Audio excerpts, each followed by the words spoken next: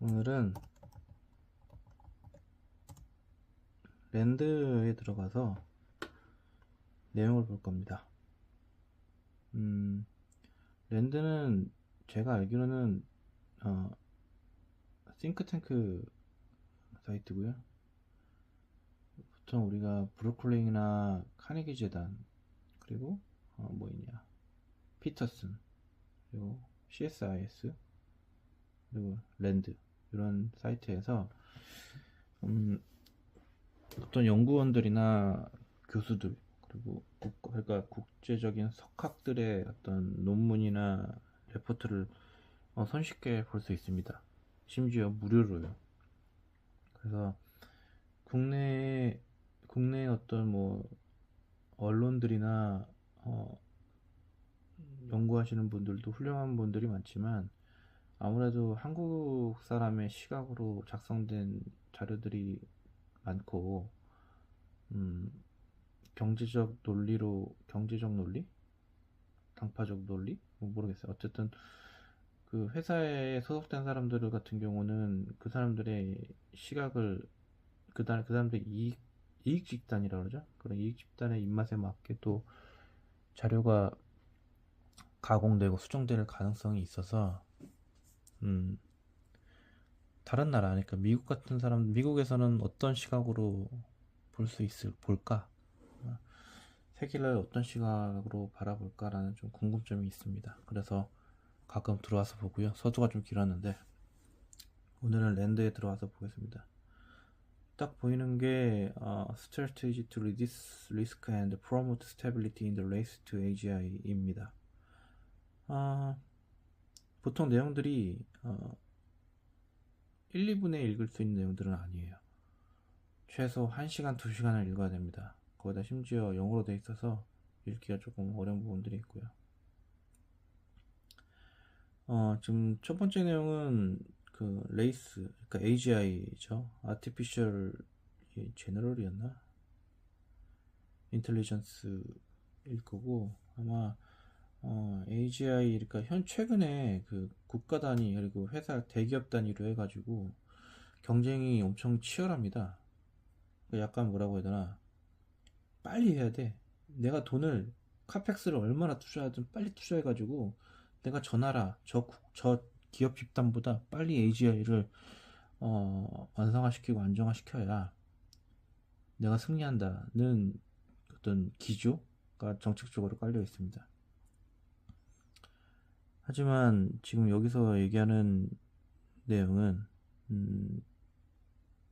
뭐 그런 내용일지 모르겠지만, AGI의 그 스테빌리티를 촉진하기 위한 방법, 그리고 리스크를 줄이기 위한 전략에 대한 부분을 정책 전략을 내놓은 것으로 봤을 때는, 미국의 어떤 현재 그 AGI 경쟁의 어떤 리스크와 그 불확실한 어떤 전환기를 안전하게 통과하는 전략을 이 내용에 포함시켜 놨을 것 같습니다. 내용을 좀 읽어보고요. 오늘은 저 옆에 있는 Can China Stop Its Demographic Slide라는 내용을 읽어보겠습니다. 내용이 흥미로워서 좀 볼 거고요. 최근에 우리나라 같은 경우도 저출산 문제로 좀 심각한 상황입니다. 제가 기억하기로는 23년도인가요? 24년도인가 0.72명인가까지 떨어졌고요. 출산율이 거기에 결혼하는 그런 비율도 많이 떨어졌다가 최근에 25년, 26년 들어서 0.9대 이상으로 늘은 걸로 기억을 하고 있습니다. 내용은 좀 통계청이나 이런 데서 좀 찾아봐야 되겠지만 그런 상황이고요. 중국도 마찬가지입니다. 그러면 이 내용은 미국의 시각으로 바라본 중국의 현재 상황이, 그러니까 인구 절벽, 인구 감소를 중국은 멈출 수가 없나? 그리고 Can the United States라는 내용을 보면 미국도 위험할 것 같은데, 약간 이런 내용인 것 같고요. 내용을 읽어보겠습니다. China faced a problem that could strain its government, undermine its security, and sap its economic energy. It isn't having enough baby. 보안에 대해서 문제가 있고요. 차이나가 문제에 직면해 있습니다. 아기가 충분하지 않다. 심각한 저출산 문제로 경제, 안보, 정치, 안전성이 큰 압박을 받고 있다는 내용입니다. 이거는 사실은 이 내용을 보면 여기 있죠. 중국의 어떤 저출산 문제, 그리고 What the United States can learn from it. 여기서부터 우리는 무엇을 배울 것인가 라는 문제입니다.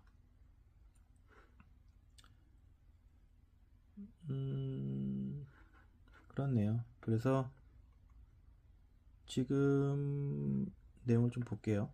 One child 이 내용입니다. 좀 확대해 볼까요? 잘 눈이 침침해가지고 잘 안 보여요. 됐다. One child입니다.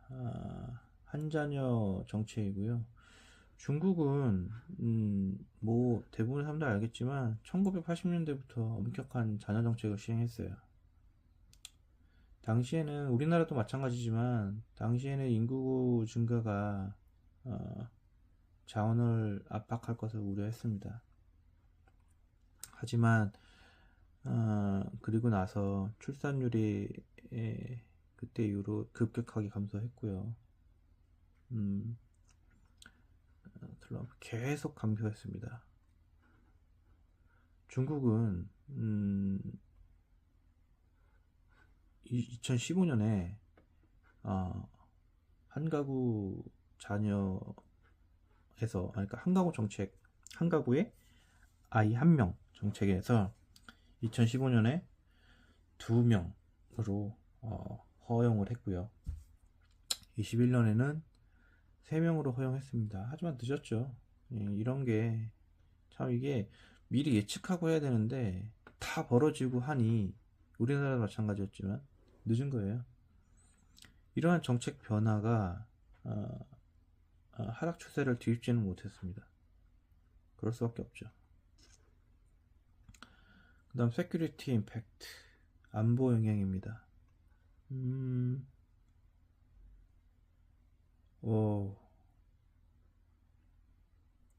이걸 내용을 보면 좀 흥미롭네요. 중국이 이제 now on face and this century with 786 million fewer people than it right now. 현재보다 밀리언이면 7억 8,600만 명이 준대요. 언제 준다는 거야? 여기 있네요. And this century, 이번 세기 말에 현재 지금 기준으로 7억 8,600만 명이 준다는 겁니다. 이거는 참 큰 영향을 미치겠네요. 근데 이게 중국에만 미칠까 싶습니다. 중국 인구가 이렇게나 많이 줄어버리면 세계 경제나 미중 경쟁에도 영향을 미칠 것 같은데, 우선은 보겠습니다. 밀리터리 서비스, 군사안보. 중국은 sophisticated, 복잡하고 기술적인 진보화된 군대를 현재 미국과 경쟁하면서 빌딩하고 있다.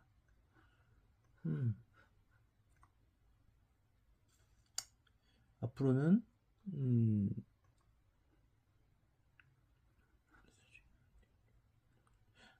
많은 신병들이 필요하진 않다. 하지만 더 나은 리크루트, 그러니까 더 나은 질 높은 인재 확보가 중요해진다. 하지만 워크포스가 타이트해지면서 베스트 퀄리파이드 영 피플이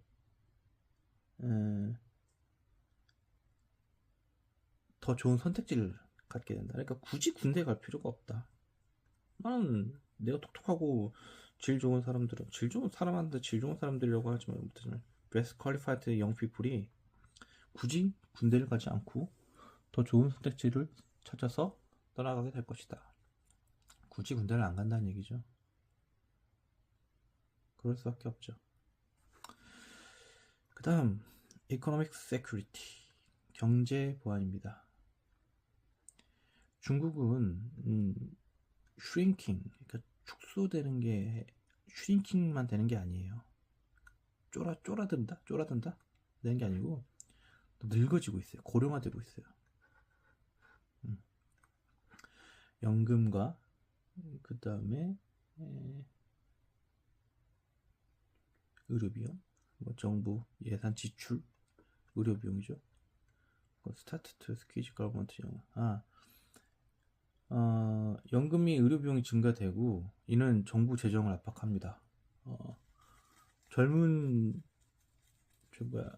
인구는 줄어들고 노인을 부양해야 되는 국가가 됩니다.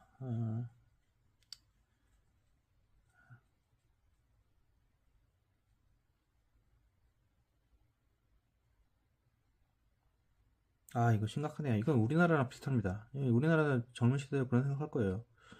그러니까 젊은 노동조가 줄고 은퇴자는 증가한다. 즉 적은 젊은 인구가 많은 노인 인구를 부양해야 되는 구조가 됩니다. 이거에 대한 세대 간의 갈등도 심각해질 것 같습니다. 고령화된 노동력은 사실 혁신성과 역동성을 떨어질 수도 있을 거고, 이는 AI 경쟁에서도 불리하게 적용할 수 있을 겁니다. 그래서 이러한 압박들이 AI 및 로봇 투자를 확대를 촉진할 가능성도 있을 것 같아요. 어쨌든 넘어가겠습니다. 이거는 중국 입장에서는 좀 크네요. 레짐 세큐리티, 체제 안정성. 이거는 여기 있네요. 중국 공산당한테 큰 부담이 될 것으로 보입니다. 고령층이 커지면 정치적으로 목소리가 크고 미래에 실망감을 느끼는 젊은 세대들이 자기들의 목소리를 낼 거예요. 많은 노동자들이, 그러니까 많은 young workers already pushing back against what is unsustainable work expectation 이라고 되어 있습니다. 과도한 노동 환경에 대해서 반발하고 있는 거죠. 중국의 인구 감소 속도는 지금 매우 심각한 상황이고, 이는 고령자 어떤 케어링 서비스에 큰 영향을 미칠 것이다. 그리고 경제 상황에 큰 영향을 미칠 것이다는 내용입니다. 자, 레슨 1. 이거는 좀 회사에서도 많이 쓰는데, 어떤 문제 생기면 뭐라고 해야 되나, 거기서 이제 배우는 거죠. 지금 우리가 문제가 있는 게 뭐고, 그거를 어떻게 하면은 또 동일한 문제가 발생되지 않을까 하는 건데요. 레슨 1입니다. 웃기네요. 이거 너무 웃깁니다. 중국은 선언을 했대요. 출산 친화 사회라고. 참. 봅시다. 어떤 부분들이 maternity leave, 출산휴가를 확대하고요. expand the maternity leave, 출산휴가를 확대하고, 그 다음에 보육 지원금을 제공한다. 그리고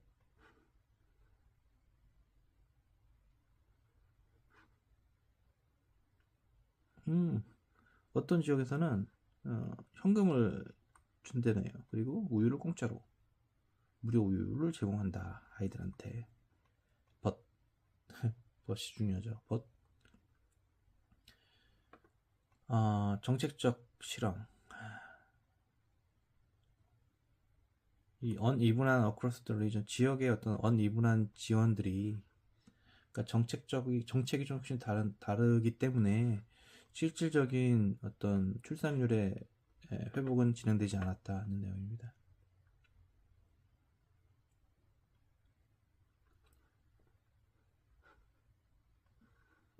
미국은 중국의 어떤 미스 스텝에서 배울 수 있다라고 얘기합니다.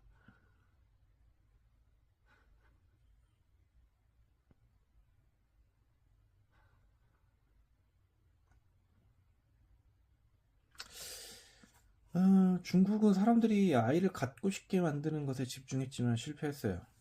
대신 아이를 이미 원하고 있는 사람들이 출산할 수 있도록 장애물을 중요하는 것이 중요합니다. 그러면 이제 그건 거죠. 왜 사람들이 아이를 낳지 못하는가? 왜 아이를 낳지 못하는가? 장애물은 무엇인가가 중요하다는 거고요.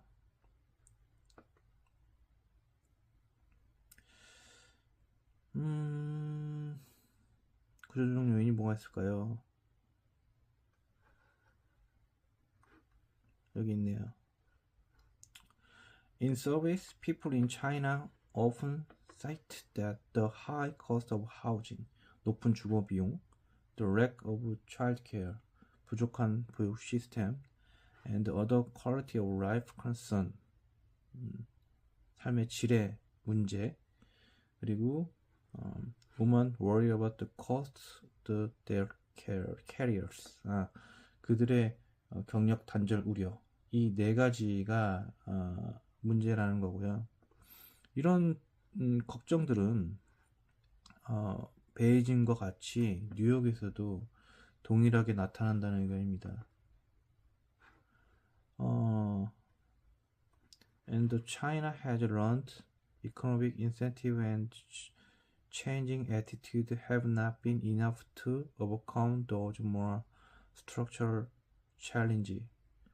단순한 어떤 경제적 지원이나 인식 변화로는 해결이 안 된다는 의견입니다.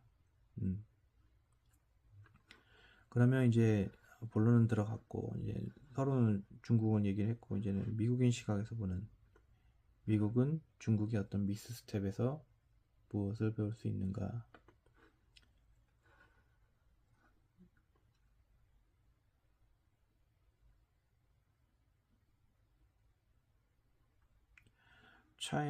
Chinese leaders know this is a problem that needs to be addressed, and said land policy researcher Tahina Montoya. They trying different approach and policy angle, but they haven't been successful as they hope. 여러 다른 시각과 어떤 접근 정책 각도를 좀 변경하면서 했지만 사실 그들이 희망하는 것만큼 성공을 하지 못했다는 내용입니다. 그래서 미국 상황은 어떨까요? US fertility rate still well above those in China. 미국의 출산율은 여전히 중국보다 높다. 하지만 수십 년간 떨어지고 있다. Trend partially offset by high immigration numbers. 높은 뭐라고 해야 되나? 이민율이 offset을 부분적으로 해준대. 그러니까 트렌드가 떨어지는 거를 부분적으로 offset, 그러니까 올려주는 역할을 한다는 거고요. 그다음 China, the United States is no longer having enough children to maintain its population.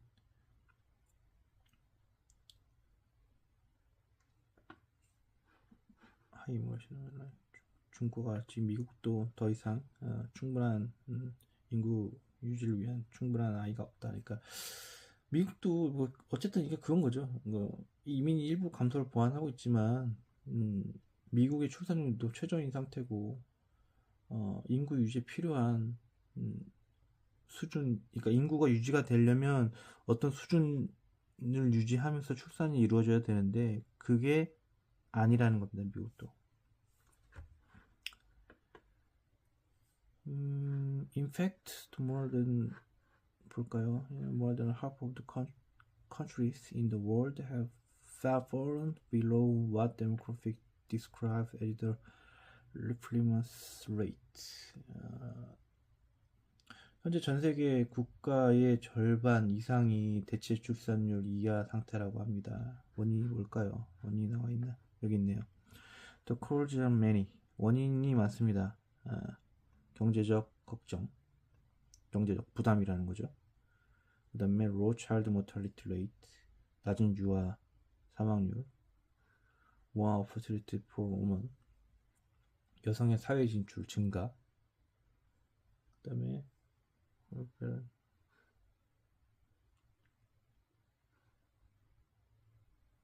출산 시기 선택권 확대.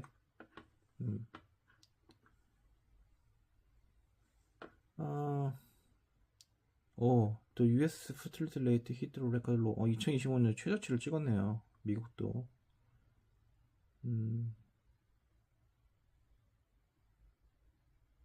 이게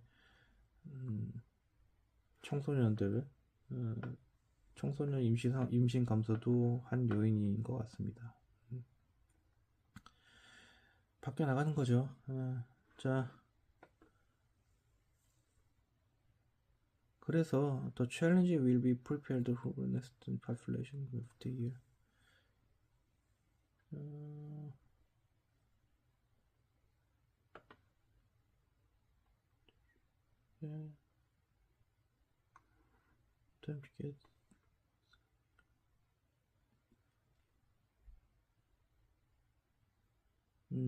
인구 감소라는 것이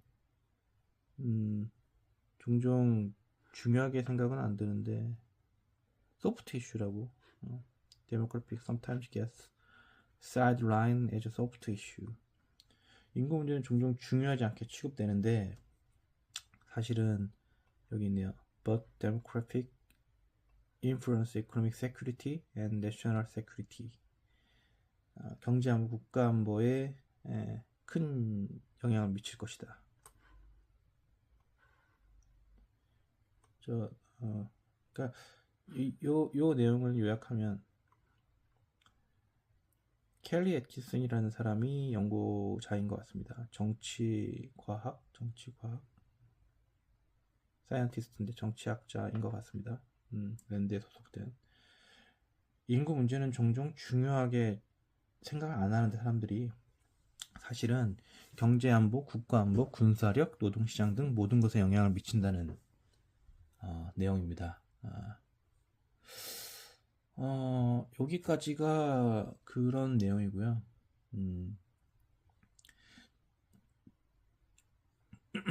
정리를 하면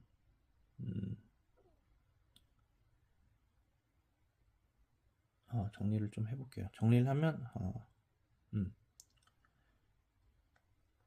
이 내용은 첫 번째, 중국 인구 감소의 본질입니다.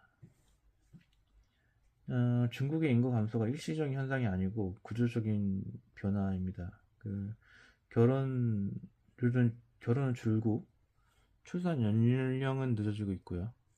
주거비, 교육비, 뭐 이런 여러 가지 부담까지 더해지면서 출산을 기피하는 흐름이 강화되고 있습니다. 핵심은 이미 출산율이 매우 낮은 수준까지 떨어졌기 때문에 중국 정부가 정책적으로 이럴 것을 다시 끌어올리는 것은 어렵다는 점이고요.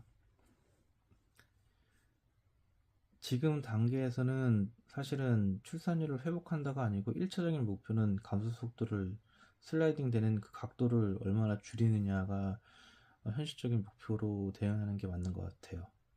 두 번째는 고객 정부 대응과 한계인데요.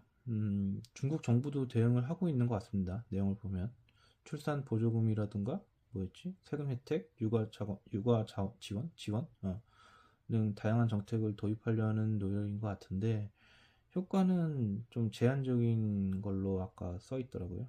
문제의 근본 원인이 경제적 부담이나 사회구조 그리고 가치관 변화인데 중국 정부의 정책은 무슨 뭐 돈을 준다든가 그것도 지역마다 다르지만 무료 우유를 준다든가 뭐 이런 단기적인 지원에만 집중되어 있습니다. 결국 문제의 원인이 아니라 결과를 완화하는 수준에만 멈추는 거예요. 원인을 아예 제거를 해야 되는데 우리나라도 마찬가지죠. 뭐. 그다음에 어디까지 했죠? 두 번째까지 했나? 세 번째는 뭐였죠? 경제 안보 맞아.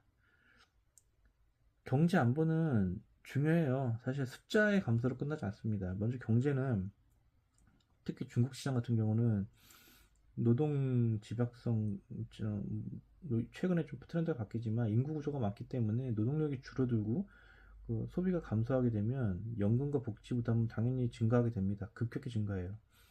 결과적으로 경제 성장 자체가 둔화됩니다. 그리고 안보죠. 미국과 맨날 싸우죠.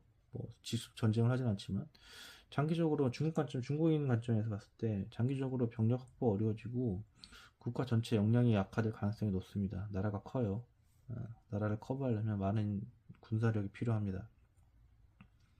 인구 구조 변화는 그 경제와 안보를 동시에 압박하는 복합적인 리스크로 중국 정부에 들어갈 겁니다. 우리나라 마찬가지, 미국 마찬가지고요. 그래서 이제 결론을 이제 내리는 거죠. 미국이 주는 교훈이 무엇인가? 이 문서는 사실 미국인의 시각에서 쓰여졌기 때문에 이런 분석을 하면 미국에 대한 시사점도 포함할 수 있습니다. 미국은 아직 선택지가 있는 것 같아요. 이민 정책을 활용할 수 있는 부분들이 있고 노동시장도 비교적 유연하죠. 그리고 출산율도 중국보다 높습니다.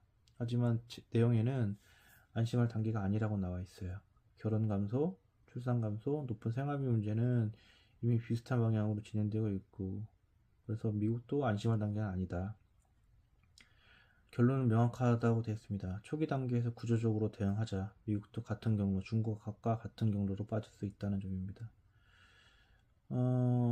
정리해보면 인구 문제는 단순한 정책으로 해결되는 건 아닌 것 같아요.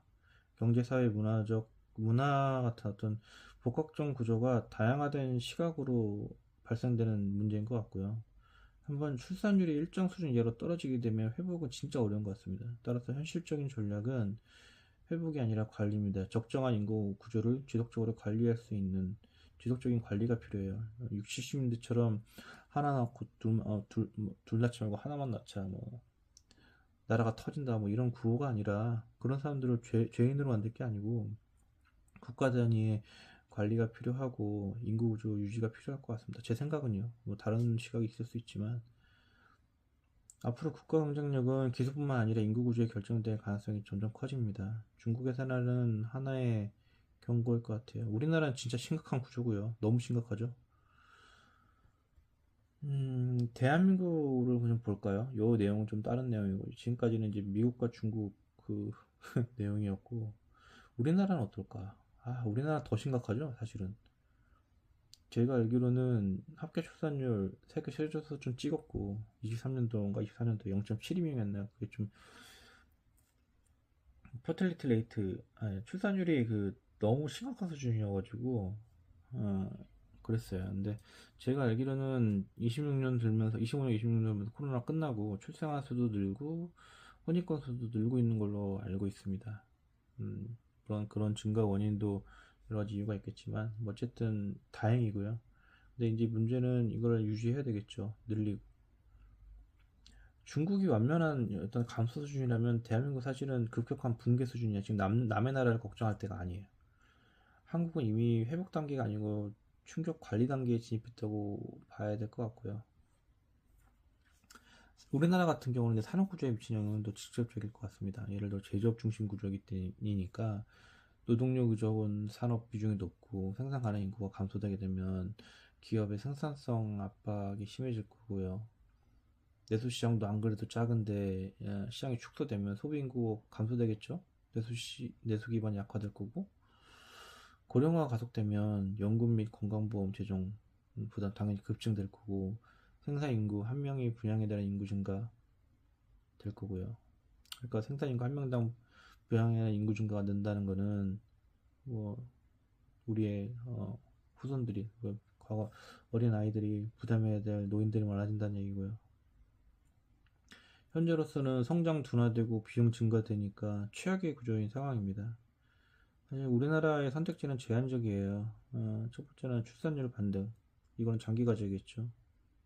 노동력 보완, 뭐 여성경제활동, 고령층을 재고용한다든가 미국처럼 이미그레이션을 좀 많이 받아서 인구를 유지를 한다든가 그리고 기업에서 최근 진행하고 있는 자동화나 AI, 스마트 팩토리 같이 생산성을 극대화하는 방식 그리고 구조 변화, 내수 중심에서 글로벌 시장 의존을 강화하는 방식 핵심 전략은 국가 단위 인구 감소 이런 문제점은 국가 단위로 시스템을 재설계해야 되는 겁니다.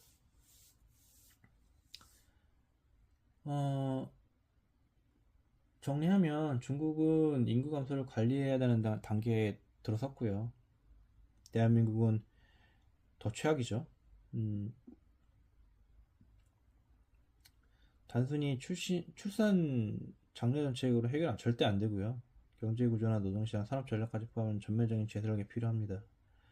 제 생각은 그래요. 국가 경쟁력은 기술뿐만 아니고 얼마나 효율적으로 인구 감소를 관리하느냐에 달려 있으니까 음, 우리나라는 지금 이런 이제 언론적인 얘기고요. 이거는 사실은 이미 우리나라는 선택의 시간이 아니죠. 우리는 실행을 해야 되는 시기입니다. 지금 대응 안 하면 지금 이게 가장 최우선 탑 프라이어리티로 안 하면 이런 문제는 기하급수적으로 커질 수밖에 없고 그게 임계점에 도달하면 더 이상 회복이 불가능한 상황이 발생할 것 같습니다. 예, 이상입니다.